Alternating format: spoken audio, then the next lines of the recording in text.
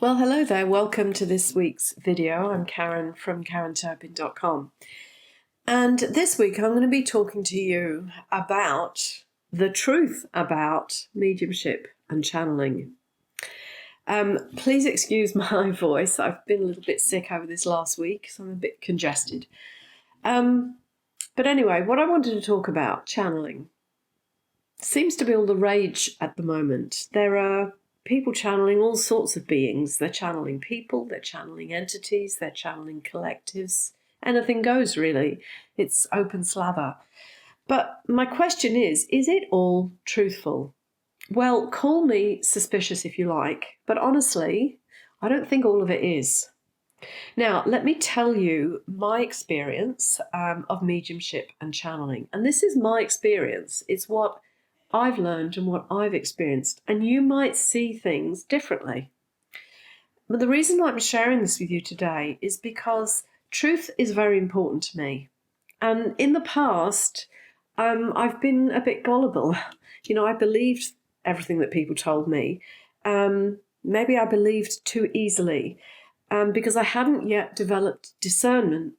And I think that that's really common in the early stages of a spiritual awakening.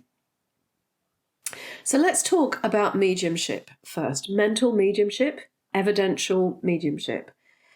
This is where a medium connects with a loved one who is in the spirit world to pass on messages of love or support, or just to let you know, just to let you know that they're still around.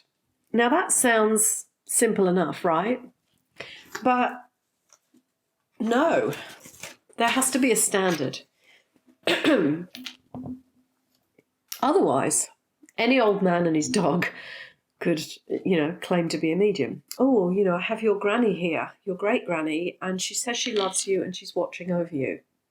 Now that sounds nice, but no, it's not good enough, because we've all kind of got one of those great grannies in spirit. How do I know that you have my great granny? Without specific evidence, it's just a generic message that anyone who wants to be thought of as a medium could come up with. So let me give you an example of what specific could look like. Some years ago, because I actually don't really do mediumship now, but some years ago I did a reading for a girl. And I could feel the presence of this man in spirit. And I said, I've got your uncle here. And I described him, his hair and his beard. And he had a lumberjacket on. And he was a very outdoorsy type of guy. And he was really big, 6 foot. And, I gave this evidence to her. And she could accept all of that evidence. That was great. But, she said, I'm really unsure which of my uncles you've got with you there. Because I have 3 that have passed away and are in the spirit world. That could describe any of them. So she said, I don't really know which one you've got. Okay, so I go back to my spirit person, my contact, and I say to him, you have to give me more information. She doesn't know who you are. I wasn't hearing his name. I just didn't know who I had. But then I began to become aware that I had this strange feeling in my leg. And I went back to her and I said, look, I've got this strange feeling in my leg. It's a bit tingly. And I said, it actually feels like my leg is dead. It feels like I haven't got a leg. And she said, oh, okay, now I know exactly which of my uncles you've got. Apparently, this uncle had an accident on the farm and he had his leg amputated. And she said to me, now I know exactly who you've got. And that is an example of evidence. It's proof of who I was talking to. And it's something that I couldn't possibly have known unless that person in spirit had given me that information. Now, my teachers have been very specific about this standard, and their training, their words have stayed with me through these years. Now, that was about 20 years ago that I attended a mediumship college to be trained by some of the world's greatest teachers. And in the last year, I've gone back into mediumship training, and I'm again training with one of the very best. when you begin to open yourself up to spirit in this way, you begin to blend with the spirit person that you're connecting with. And that comes through differently for each of us, how we pick up that information. So with mental mediumship, you're fully conscious and you're aware of what you're sensing and receiving. Now, you can also be inspired by spirit, by your higher self, by your soul, or from more evolved beings as well. And that comes through on kind of like a stream of consciousness. And that's inspirational speaking. And I love that. It's kind of like when you say something so amazing that you don't even know where you got that from. And probably you didn't get it, but it was spirit working through you, spirit bringing that message. So it's inspired by spirit, inspired perhaps by your spirit, because your soul has wisdom, your higher self has wisdom, and you have experience that you've gathered over many lifetimes, perhaps past lives, and all of that is accessible and it's beautiful. You know, you can access that. You can channel that as well consciously. You don't have to go into a trance state for that to come through. And again, usually you would have a spiritual practice that would allow you to connect in that way, of course. Now, there are some trance mediums that go very deeply into a trance state. So deep so that they don't know the information that they're bringing through. And an example of that would be classically somebody like Edgar Cayce. That takes practice, sometimes years to develop, actually. It doesn't happen just overnight. So in this case, the medium then merges with spirit consciousness. The spirit uses their voice box and the body, and you can really see, you know, the whole mannerisms of the medium begin to shift and change because their personality self has stepped back, and what you're looking at then is the mannerisms and movements of the actual spirit person that is channeling through them in that trance state. My question is, though, who are they really channeling? Now, often these days, with the internet specifically, these people always seem to claim that they're channeling an off-planet energy, an extraterrestrial or a council of some sort or a collective. But who are they really channeling? Who are they really channeling? Now, I'm not saying that these beings don't exist, and I'm not saying that some of these mediums are genuinely channeling these beings. I'm not saying that at all, but what I'm saying is that I personally need to be convinced of who they really are. But what evidence could, you know, a 3,000-year-old priest bring me? Someone I've never met before. What could he show me that would convince me, oh yes, I'm really talking, you know, or listening to a 3,000-year-old priest? I don't know. Or, you know, a group of Arcturians or Pleiadians. How would they come through and give me irrefutable evidence that it really is them, who they say they are?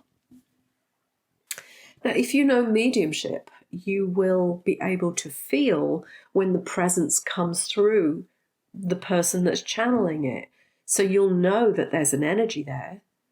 But failing the perception of that presence, well, it literally could just be the person that's being inspired.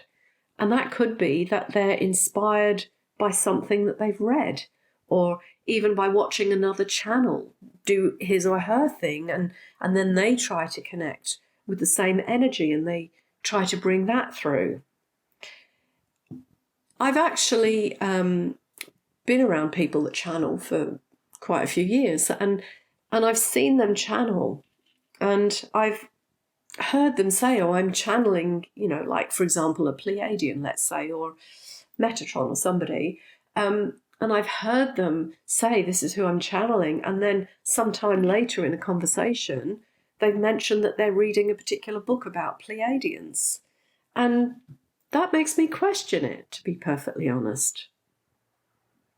So it could be that they are genuinely channeling who they say they are. That remains to be seen. And whether it's the same energy that they channel every single time, I don't know. What is that energy that they're channeling? So I'll say straight up now, in my opinion, there are a lot of people that fake it. You can call me judgmental if you like. You can say I'm judging people. I call it discernment.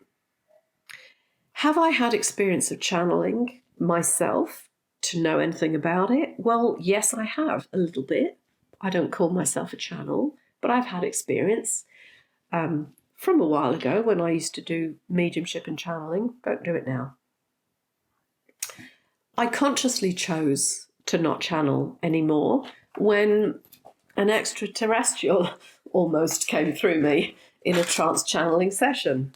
So I'll tell you about that because I kind of laugh about it. So I know it sounds dramatic. I seem to have a bit of an ET connection, let's be honest. But anyway, I was sitting in trance. I used to meet every week with this group of people and, you know, developing trance mediumship over a long period of time. And it was my turn to speak, you know. So I kind of felt this energy come in and I felt the blending with it. And what always happened for me was that for like a nanosecond in time, like 0.0001 of a second or something, I would get this flash image of the person that was blending with me for me to channel. And I saw what it was, and I just thought, I'm not going to do that. I'm not going to do that. So I pulled it out of the energy and came out of trance. And, you know, the people with me in the group said, well, what happened? And I said, well, I didn't get anything. And they said, didn't you? We thought we felt an energy. And I'm like, no, there was nothing there, nothing there. I denied it. I denied its existence. Anyway, a little bit later, when we were having a coffee break, a girlfriend of mine who sat in the group with me, she came up and she said, why didn't you channel? I'm like, I didn't have anything. There was nothing there. She said, yes, there was. I saw it. And I'm like, no, nothing there. She said, Karen, I saw it. She said, I saw its green bony fingers. We just burst out laughing then because that was exactly it. Like literally, I was about to channel an ET. I saw its face. I saw its green bony fingers. And quite honestly, I'm not up for that. I pulled out of it. The medium retains control. We actually do get a choice whether these beings come through and we channel them or not. It's not about possession, right? But in that moment, I decided, that's it. I'm not really up for this, so I don't channel like that. And I certainly didn't want to channel an extraterrestrial with green bony fingers. It's kind of not my gig. So that brings me now to the people who claim to channel every Tom, Dick and Harry, because there are some, we know that. Michael Jackson, Princess Diana, Ashtar Command, various other people like Archangel Michael, Metatron, Mother Mary, on and on, with all these people that they channel. Well, really, I'm questioning it. Are they really channeling all of these different types of people? And they may very well be. I could be way out with this. I could be really wrong. But I just wanted to talk to you about this. I just want to share because I just don't know. And I'm not seeing this irrefutable evidence. You know, like in the example I gave with the girl's uncle and the leg, you know, I'm not seeing proof enough there for me to go, yep, this is genuine. If I could sit with them, if I could feel the presence, I could acknowledge that there's something there. But even, is it who they say it is? I don't even know that. So, in regards to somebody like Mother Mary coming or Princess Diana coming, you know, what is the reason that they would come through? Well, so Princess Diana, is probably not coming through in a trance channel to offer love and support to Harry and William, unless they happen to be sitting in the class with you or something. I don't know. That's kind of where my mind goes. Not quite sure how you feel about this. But it could be argued then that mortals like, what's his name, Michael Jackson, he had a large following, and of course his people would like to hear from him, even though he's passed over. So because they're such public figures, then maybe we have an invested interest. We want to hear from them again. But they're just humans having an experience just like us. So really, do they want to come through and talk to us once they've passed over? Are they not off in the spirit world doing other things rather than hanging around talking to us on YouTube? I don't know. Well, what about the Queen then? Would she come back to offer words of wisdom to us? She had a huge following too.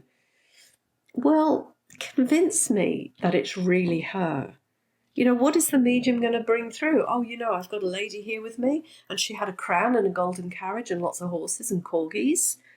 I don't know if that would convince me sufficiently. Maybe I'm just being difficult. The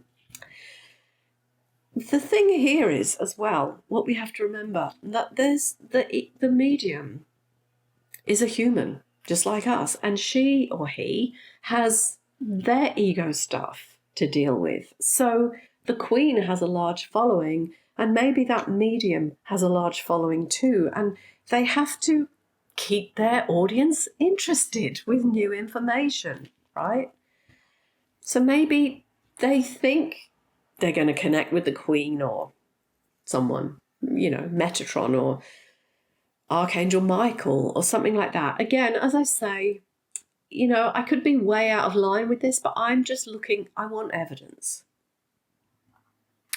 Now, Spirit will test us. We have tests and initiations all the way through our spiritual awakening journey. And in actual fact, this coming week, excuse me, I've just been a bit sick this week. This coming week, 22nd of June, I have a class all about the hero's journey, the levels, the stages of spiritual awakening. And I think that this is one of them. You will be tested. You will find allies along your journey. Some of them may be enemies there to put you off track. These are stages that we go through in our process. And Spirit will test us. And when we get too big for our boots, Spirit will let us know about that. And there may even be some energetic backlash for that. Particularly if you're lying about something. Spirit is all about truth. If you are not correctly representing Spirit, they will let you know, or Spirit will let you know. Now, when you're learning and you make a genuine mistake, well, you'll be corrected. That's fine. But when you're experienced and you persist in misrepresenting Spirit, there will be an energetic cause and effect or an energetic backlash, I believe. Some people might call that karma. Because simply, you can't claim things about Spirit that are untrue. You can't say things about the spirit world that are not true and accurate to the best of your ability. As I say, if you're a learner and you get things a little bit wrong or askew, we've all been guilty of that. I'm sure I have too. But if you genuinely lie about Spirit, they're going to stand in front of you and say, what the heck are you playing at here? Truth is the highest vibration. And that is the standard that I believe we must all aim for. In the past, I've been gullible. I believed it when people said they were channeling certain people. And in fact, I was wowed. I was like, wow, she must be amazing. She's channeling, this person, Archangel Michael or whatever, But all of that began to fall away for me when I asked about truth. I asked for truth to show up in my life. I actually said, if it's not true, I don't want it in my life. So now I try to use discernment. I'm not cynical. I could be skeptical perhaps, but I really want proof. Proof that I can accept. Proof that makes sense to me. Something that proves itself to me, And if I'm meant to get it, I believe that spirit will prove itself to me. It will show me in ways that become undeniable for me. But as I said, how could Metatron prove himself to me? I'm not sure. Not sure that he ever could until, because I didn't know him. He couldn't say, oh, remember that time when we popped out to that cafe and you spilt tea? It's like, there's not going to be a specific thing that Metatron can come through and say, hey, it's me, remember me? Because I don't know this energy that is Metatron. So I'm questioning. So, and until I get irrefutable proof for me, evidence that it's proven over and over and over again, I just can't believe everything that every medium says. In fact, I'll probably believe very little unless it's really brought to me in my face, I had a teacher once who said that she channeled Melchizedek, and I believed her until I realised that what she brought through in her channeling sessions was actually pre-gathered information. So I kind of knew this woman, and we'd been chatting one time, and I said to her, I'm thinking about changing my surname back to my maiden name because I'd got divorced and things like that. And she just went, oh yeah, no comment. Anyway, about 5 months later, she was offering these trance channeling sessions again with her. She channeled Melchizedek, as I said. And I thought, I'll have a session and see what, Melchizedek has to say to me, as you do. Anyway, Melchizedek advised me to change my name as soon as possible. It was urgent, he said. I must do that as a priority. Now I was confused, though, because I'd actually already changed my name 3 months earlier. So I didn't know what that meant. And I asked, well, what do you mean change it? Change it again? I've already changed it. What does that mean?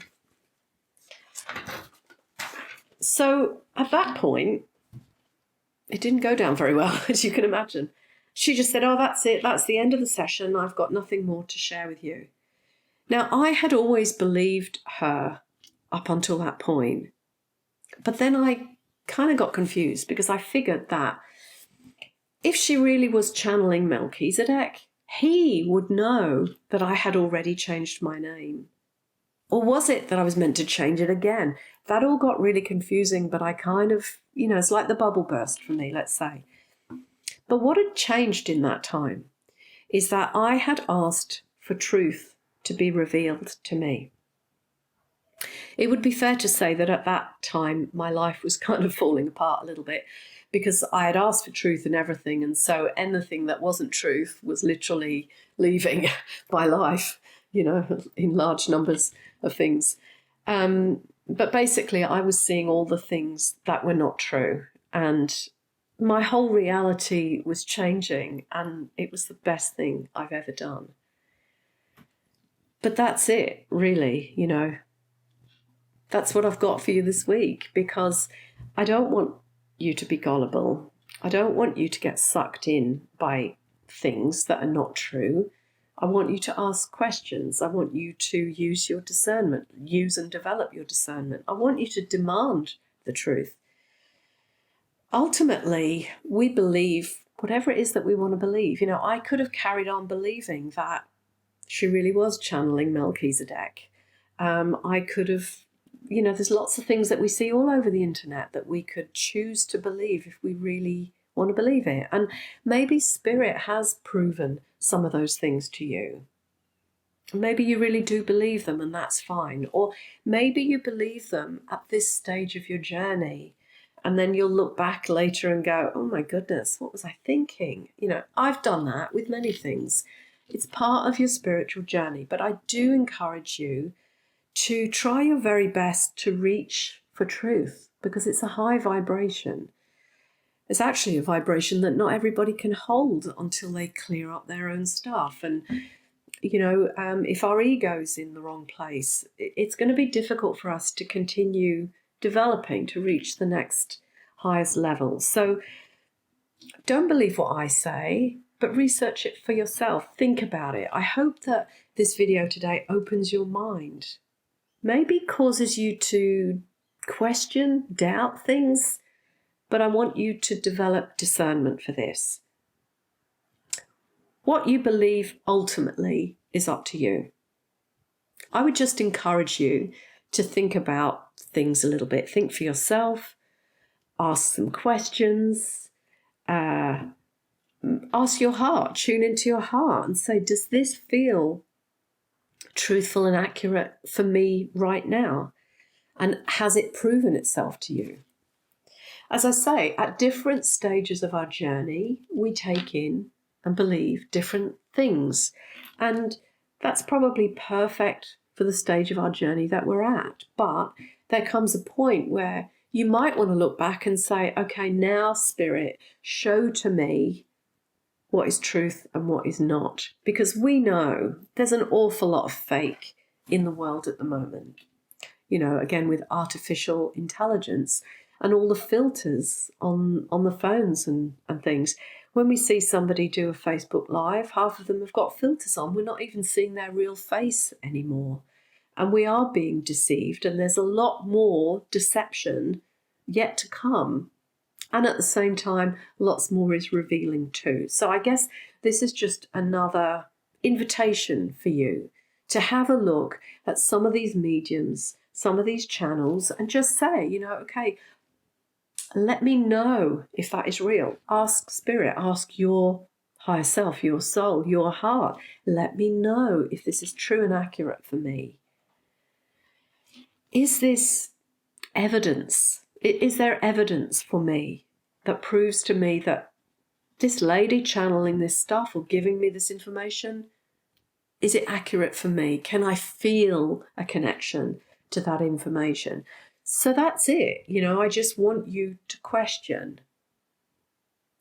As I say, there's a lot of fake out there. So just have a look at these people and say, let me sit with that. Let me feel into that. Maybe when you meditate, you're just asking Spirit or your own spirit or your soul. Or maybe you like to think that, you know, your guides give you the information. Whatever it is that you've got going on, sit with it and ask, okay, show me this, prove this to me. Let me know that this is real. But that's it. That's what I got for you this week. So I hope it's given you something to think about.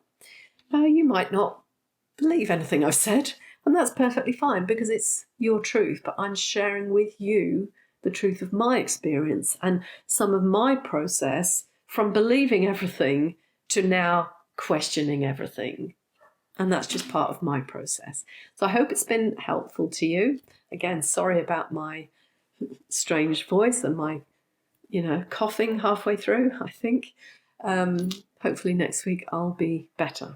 Have a great week. And of course, if you're interested to join my class coming up June the 22nd, all about the hero's journey and the stages of awakening, then you'll find a link below where you can join this class. It's just an online class, low cost.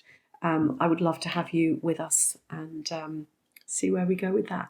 Have a great week. I'll see you soon. Bye-bye.